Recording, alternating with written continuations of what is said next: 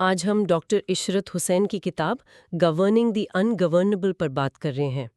Doctor حسین آپ جانتے ہیں اسٹیٹ بینک کے سابق گورنر ہیں، ورلڈ بینک سے بھی وابستہ رہے، تو گورننس پر ان کا کام، ان کا تجربہ وہ کئی دہائیوں پر محیط ہے۔ جی بالکل، اور یہ کتاب پاکستان کے سفر کا ایک بڑا اہم جائزہ ہے، خاص طور پر یہ سوال کہ 1990 کے بعد ہماری معاشی ترقی کی رفتار وہ سست کیوں پڑ گئی۔ ہاں، یہ بڑا سوال ہے۔ تو آج ہم کوشش کریں گے کہ کتاب کے جو بنیادی دلائل ہیں انہیں سمجھیں کہ بھئی شروع میں تو ہم ٹھیک تھے، پھر کیوں رکے اور اب آگے کیسے بڑھا جائے۔ کتاب کی شروعات ہی ایک آپ کہیں تضاد سے ہوتی ہے۔ آزادی کے بعد پہلے 40 سال سوچیں کتنی مشکلات تھیں، کمزور معیشت، سیاسی عدم استحکام، جی تقسیم، مہاجرین، جنگیں، نیشنلائزیشن، افغان جنگ، اتنے بڑے بڑے جھٹکے۔ بالکل۔ اس کے باوجود پاکستان نے اوسطاً 6% کی گروتھ حاصل کی۔ یہ تو کافی حیران کن ہے نا؟ یقیناً یہ بہت قابل ذکر بات تھی، لیکن پھر 1990 کے بعد جیسے وہ منظرنامہ ہی بدل گیا، معاشی کارکردگی گری اور ہیومن ڈیولپمنٹ انڈیکس میں بھی ہم پیچھے گئے۔ بنگلہ دیش جیسے ملک ہم سے آگے نکل گئے۔ تو ڈاکٹر حسین کہتے ہیں کہ اس زوال کی جو بنیادی وجہ ہے وہ بگڑتی ہوئی گورننس تھی۔ اچھا، یہاں کتاب کچھ وہ جو عام سے تصورات ہیں نا ان کو چیلنج کرتی ہے۔ جی، جیسے پہلا یہ کہ ہماری جو ترقی تھی 60 کی دہائی، 80 کی، 2000 کی دہائی میں، وہ بس باہر کی امداد کی وجہ سے تھی۔ کیا یہ بات درست ہے؟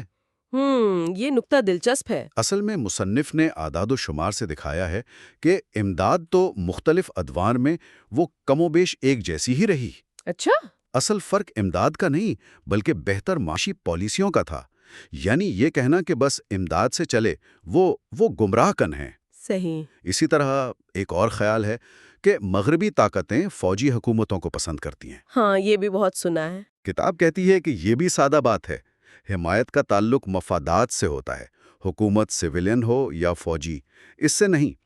بلکہ سچ تو یہ ہے کہ فوجی ادوار میں پاکستان پر پابندیاں زیادہ لگی ہیں۔ اچھا، اور دفاعی بجٹ کی بات کریں تو وہ بھی جی ڈی پی کے تناسب سے اب آدھا رہ گیا ہے، پہلے 40 سالوں کے مقابلے میں تقریباً 2.9%۔ تو اگر امداد نہیں، فوجی حکومتیں نہیں، تو کیا بیرونی حالات ذمہ دار تھے؟ ماحول سازگار نہیں تھا، یہ دلیل بھی تو آتی ہے۔ ہاں، یہ بھی اہم نقطہ ہے۔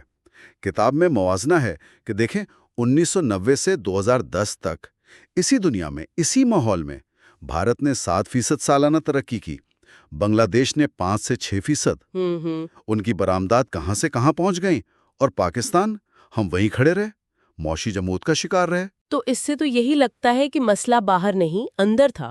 بالکل، مصنف کا بنیادی استدلال یہی ہے کہ اصل خرابی وہ بتدریج کمزور ہوتی گورننس ہے، ریاستی اداروں کا زوال ہے۔ صحیح۔ مضبوط خود مختار ادارے، یہ تو A D B, I M F سب مانتے ہیں، معاشی ترقی کے لیے بالکل کلیدی حیثیت رکھتے ہیں۔ اور ماضی میں ہمارے پاس مثالیں بھی تو تھیں، جیسے آپ نے کہا پی آئی ڈی سی صنعتی ترقی کے لیے، پی آئی ڈی سی زراعت کے لیے، پی آئی اے بھی تو تھی جس نے سنگاپور ایئر لائن ایمریٹس کی مدد کی تھی شروع میں۔ جی ہاں، بالکل، اور ابتدائی سول سروس بھی کافی مضبوط تھی۔ ہاں، لیکن پھر بھٹو دور کی نیشنلائزیشن اور خاص طور پر 90 کی دہائی میں وہ جو جمہوری حکومتوں نے اداروں کو اپنے ذاتی سیاسی مقاصد کے لیے استعمال کیا۔ ہاں، وہ دور، اس سے اداروں کی بنیادیں ہل گئیں، ان کی ساخت، ان کی کارکردگی وہ بہت بری طرح متاثر ہوئیں۔ ٹھیک ہے، یہ تشخیص تو سمجھ آ گئی، لیکن حل کیا ہے؟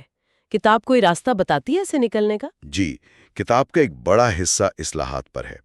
ڈاکٹر حسین سب سے زیادہ زور دیتے ہیں ادارہ جاتی اصلاحات پر۔ اچھا۔ وہ کہتے ہیں کہ 24 کلیدی اداروں پر فوکس کیا جائے، جیسے ایف پی ایس سی ہے، S C P, F B R, ان پر توجہ دی جائے تو ایک سنو بال ایفیکٹ ہو سکتا ہے۔ ایک ٹھیک ہوگا تو دوسرے پر بھی مثبت اثر پڑے گا۔ اور سول سروس میں میرٹ کی بحالی وہ تو انتہائی اہم ہے۔ اور جو پاکستان کی اپنی طاقتیں ہیں، ہمارا جغرافیائی محل وقوع، ہماری نوجوان آبادی، اس کا کیا؟ یقیناً ان سے فائدہ اٹھانا تو بہت ضروری ہے۔ تعلیم میں سرمایہ کاری، نوجوانوں کو ہنر سکھانا، یہ بہت اہم ہے۔